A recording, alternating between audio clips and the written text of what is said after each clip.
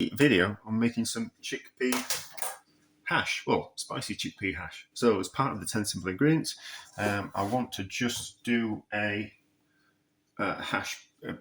In the 10 simple ingredients, we haven't got potatoes, so we're going to use chickpeas instead. And I also kind of need the chickpea water for another bit of faffing around video. So I've just cooked some chickpeas, and what we're going to do is, while they're still hot,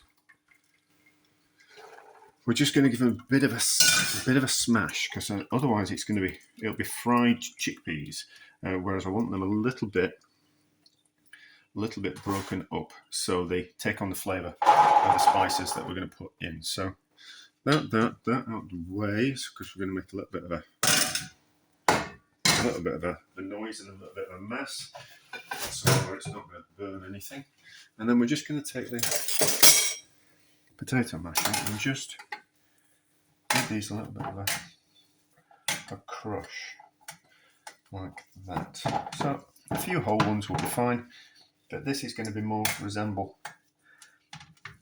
the crushed potatoes stroke mashed potatoes that you would make a hash out of. So, and then I've done this already with potatoes. So I've already got some cooked down onions with some chili and some ginger, and I've already crisped up some leftover bits of pork for like a bit of niceness, for a little bit of meat in there as well, because I can't eat things like corned beef hash, but we haven't got corned beef in the 10 simple ingredients, but we have got onions, and then we have got pork in there, so I've just got some leftover pork, but I like a little bit of leftover bacon, because we can make bacon from the pork.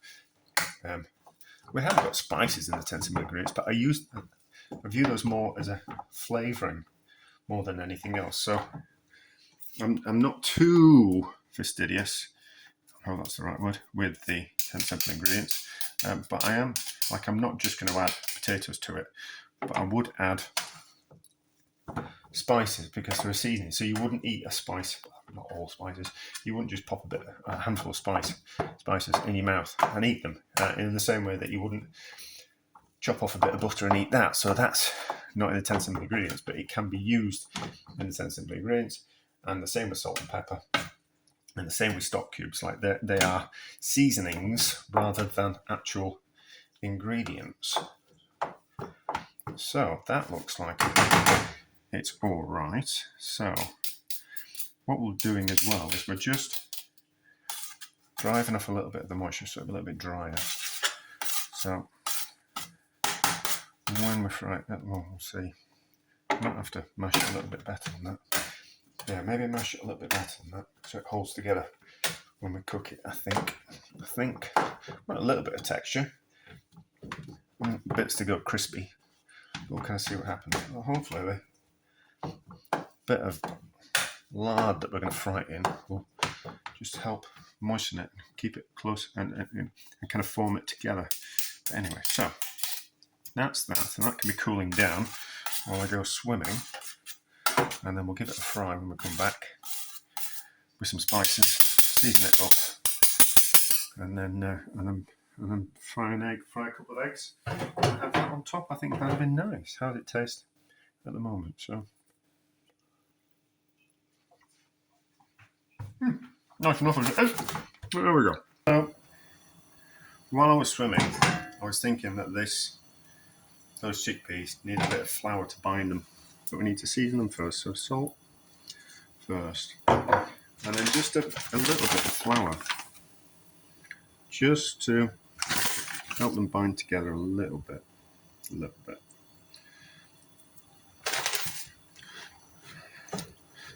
Maybe, we'll see. Might need a bit more. Might need a bit more than that.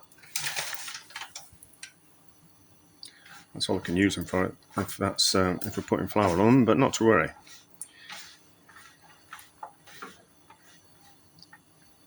Yep.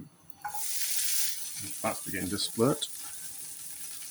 Not sure I want that much. It's going to be that seconds, can't we? So Probably need to put some more fat in as well. It certainly needs some pepper. Ooh, and it needs some spices as well. So we better get the spices out quickly. Over the temperatures. So we need some turmeric.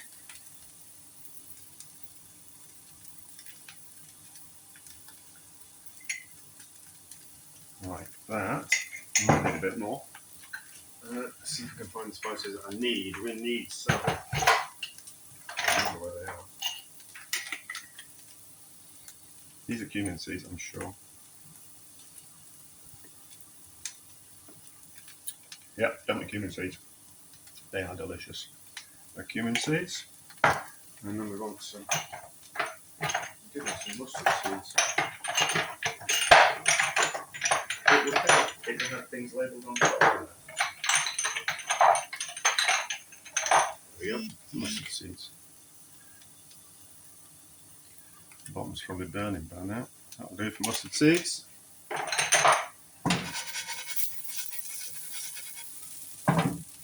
Right, that's a good job. So, we'll keep frying. Is it coming together? It looks like it's coming together, doesn't it? It'll certainly need some more fat in there. It's a delicious lard, so it's certainly not vegetarian, but we'll put in crispy pork in it anyway, so a bit more lard. That's too much. Even for me, that's too much. Actually, it'll be fine. It'll be fine. We'll just pretend that it's like leftover mashed potato and it's already got the butter in. That's what we'll pretend. Then we're going to put a bit more in. Yes. Salt. Right, so carry on frying this until it starts to go crispy and starts sticking together a little bit more. Might have to add a little bit of moisture, but that'll be fine. Right, so in with the crispy pork and the onions and the chili, chili and the ginger. Ginger, that's a chickpea in my throat. I think what I would do if I was to do this again is I'd make like a cake out of the chickpeas and then I fry it and then I break it up in the pan. I think that's what I'd do. So let's just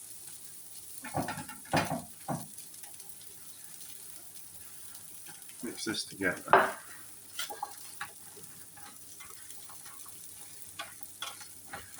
Yeah, so it kind of, let's add a bit more flour. Well, that's frying away, we can just do a bit of play around. So add a bit more flour to this. Trying not to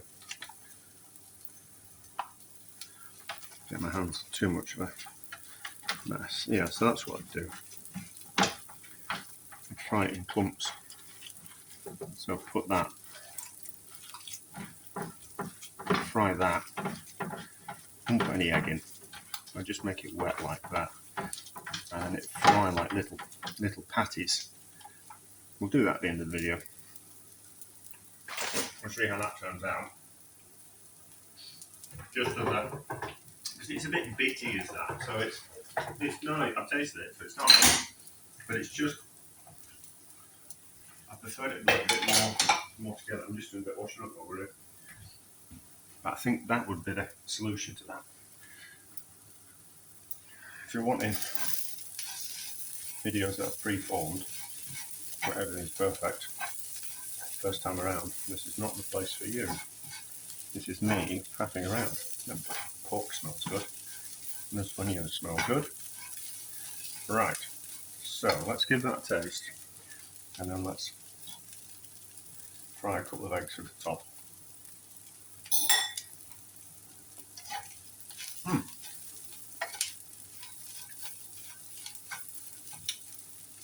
It's good. Oh, it's good though. Right, so now to the back of the stove and frying pan for a couple of eggs. So, fried egg, done two because I'm greedy, and I'm just going to do a bit of yogurt as well. Just a bit of homemade yogurt. I thought it'd be nice. Just there, like that. We can always have a bit more. So we need to take a picture and see what we think. So yeah, it's a bit crumbly. It's good though.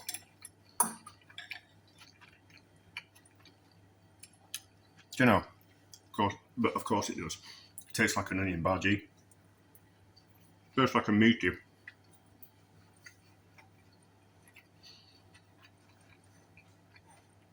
Onion bhaji. Well, there we go. So we've got another idea of what to do with some chickpeas, haven't we? So we normally use chickpeas in a onion bhaji, but I think some smashed up chickpeas with some onion and then fried, a little bit of flour to bind it, so kind of make a batter but put some chickpeas in for a bit of texture. I think that'd be nice rather than just using chickpea flour and onions.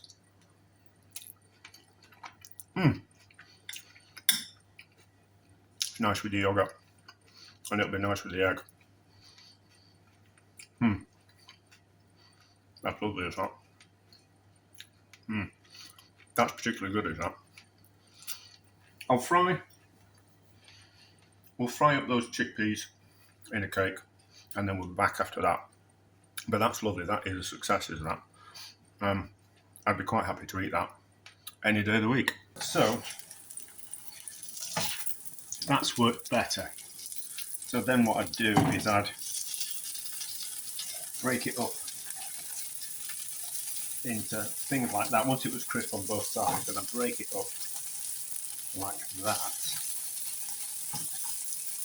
So cover the bottom of the pan with it all, and then I'd throw in the onions and the chilli, and then kind of mix it all together like that. So you got bigger bits of the chickpea hash like that, like you would do with like a potato cake when you make a hash.